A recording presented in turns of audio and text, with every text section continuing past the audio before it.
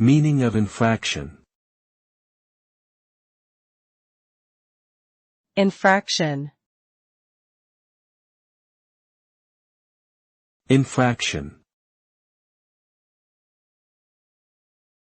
Infraction. Infraction. The term infraction refers to a violation of a law or regulation, typically considered to be less serious than a crime. It is generally applied to minor offenses, such as traffic violations, littering, or minor theft. The consequences of an infraction can vary depending on the specific law or regulation that was violated, but may include fines, warnings, or other penalties. While an infraction may not result in a criminal record, repeated infractions or failure to pay fines can lead to more serious consequences.